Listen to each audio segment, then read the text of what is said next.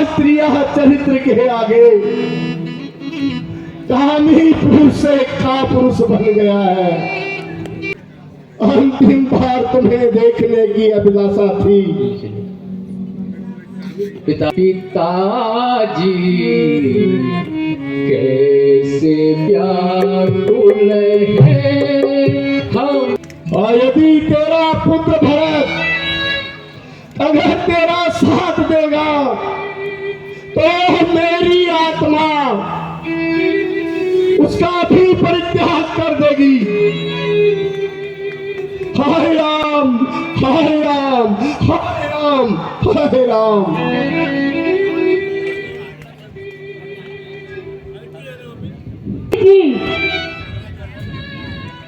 महाराज की तबीयत कुछ ठीक नहीं है। यदि आप इस समय कष्ट न दे तो अच्छा होगा। बहुत अच्छा रानी जी।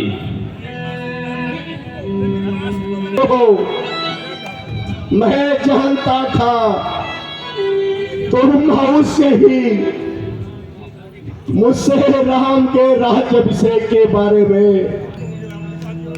अंतिम प्रारूप के लिए विचार करने आओगे, लेकिन सुमंत अब सब कुछ समाप्त हो गया है। इस नीच बुद्धि औरत ने मेरा कुल कर्म जीवन सब नष्ट कर दिया है। सुमंत महाराज, आप ये क्या कह रहे हो? हाँ सुमंत मैं ठीक कह रहा हूँ। महाराज के कुल में जन्मा ये दशरथ शास्त्रीय चरित्र के आगे कामी पुरुष से कापुरुष बन गया है। अपना सब कुछ हार गया है। सुमंत राज्याभिषेक की सारी तैयारियां रोक दी जाएं। लेकिन क्यों महाराज? इसलिए कि राम की जगह भरत का राज्याभिषेक होगा। क्यों महारानी जी? ये तो अधर्म है। राम तो चारों भाइयों में बड़ा है और अयोध्या की समस्त प्रजा भी यही चाहती है कि राम का राज्याभिषेक हो। परंतु प्रजा की राय तो भरत के प्रति भी हो सकती है। भरत ने क्या किसी का अनहोनी किया? परंतु रानी जी, राम का अपराध क्या है? निरपराध राम को राज्य से वंचित क्यों कर रही हैं? हमें यह निर्णय कदापि स्वीकार नहीं है। सुमंत जी, आप मर्यादा के विरुद्ध आचरण कर रहे हो। आप तो केवल एक मंत्री हो। क्या आपको ये बताना होगा कि राजा की आज्ञा का पालन करना आपका और हम सबका कर्तव्य है। अब तो महाराज भरत को राजा बनाने का वचन दे चुके हैं।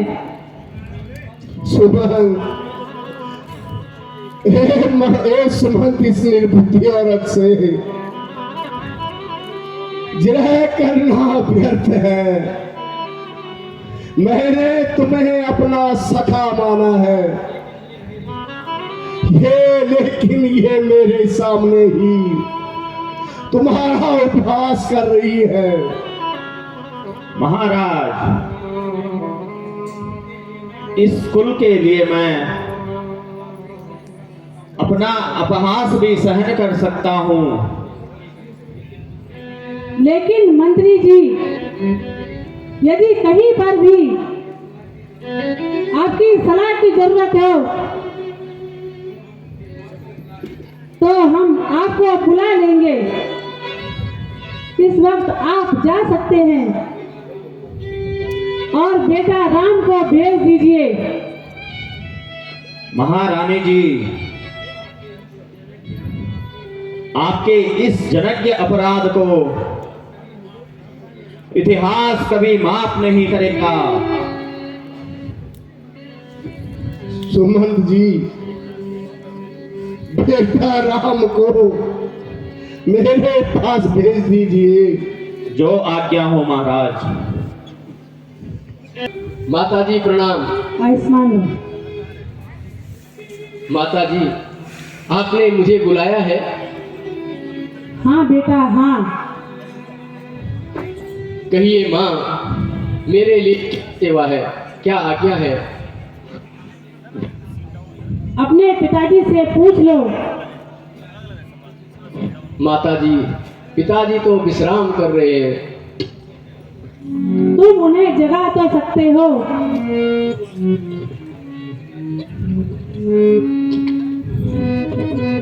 पिताजी,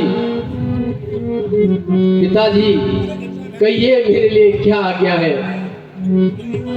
बेटा राम, आगे बेटा राम, आओ मेरे लाल आओ। अंतिम बार तुम्हें देखने की अभिलाषा थी।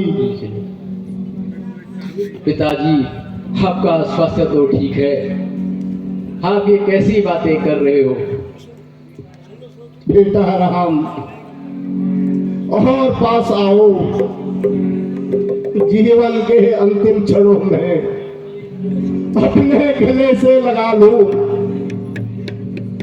मेरे पापों के प्रकट हो जाने के बाद शायद तुम मुझसे घृणा करने लगो। ऐसा न कहिए पिताजी, आपकी आत्मा हमेशा आपके साथ ही है। जब मैं आपसे दूर कर दिया जाऊं, ऐसा बदनसीब दिन कभी नहीं आएगा। पिताजी, मेरा जीवन तो आपके चरणों में है। राम राम भाई राम। पिताजी, पिताजी, बेटा राम, रहने दीजिए। इनका स्वास्थ्य कुछ ठीक नहीं है। इन्हें क्यों कष्ट पहुंचाते हो?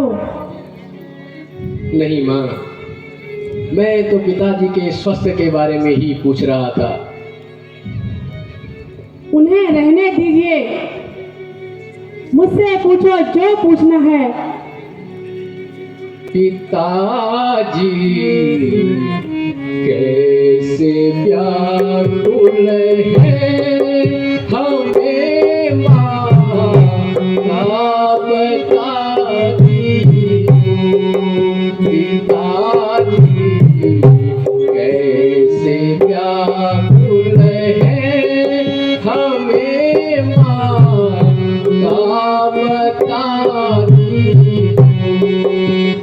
आनंद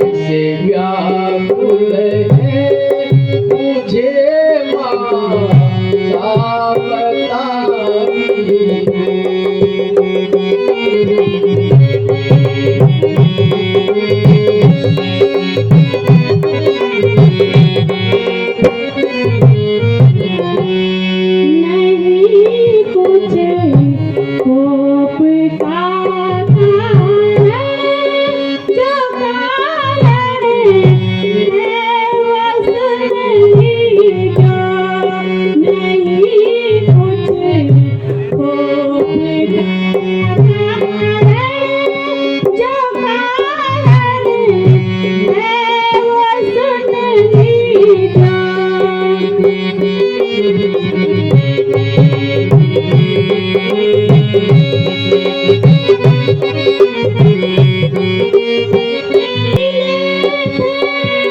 बड़ी जुदा मुझको मिले थे, बड़ी जुदा मुझको वो माने।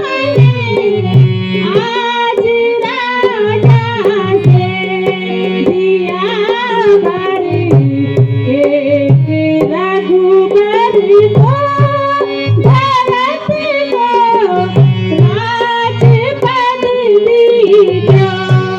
दिया भर एक रघुबर को, भरत को राजपद दीजो।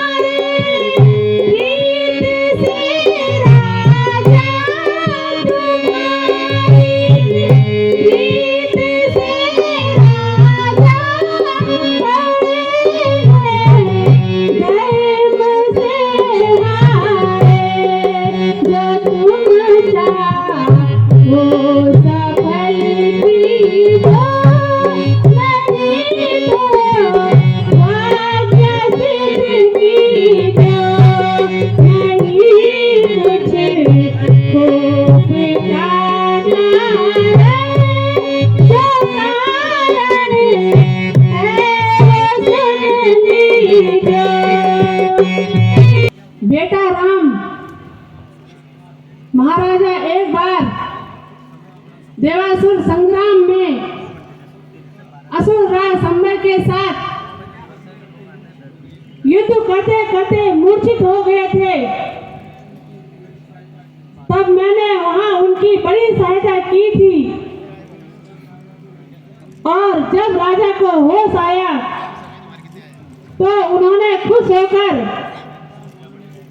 मुझे 2 वरदान मांगने को कहे थे। तब मैंने कहा, इन्हें आप धरोहर के रूप में अपने पास रख लीजिए। समय करीब भविष्य में जरूरत पड़ने पर मांग लूंगी। वे वर आज मैंने राजा से पूरा करने को कहे। पहले वर से भरत को अयोध्या का राज्य, और दूसरे वर से तुम्हें 14 वर्षों का वनवास। बस माता जी, इतनी सी बात थी जिसके लिए पिताजी इतने व्याकुल हो रहे हैं। हाँ बेटा, यही इनके दुख का कारण है। माता जी, भरत तो मुझे प्राणों से भी प्यारा है, तथा राजपद के लिए मुझसे भी योग्य है। माँ, मैं अवश्य बन जाऊंगा और पिताजी की आज्ञा का पालन करूंगा। यही मेरा धर्म है, और वनों में ऋषि मुनियों से मिलकर अपना जीवन सार्थक करूंगा। बड़ा भाग्यवान होता है वो जो माता पिता का आज्ञाकारी हो। माता पिता यदि दुख में है तो जिंदगी पवित्र हमारी हो। सत्य कहते हैं वेद पुराण, किल्लत है हमें बहुत भारी।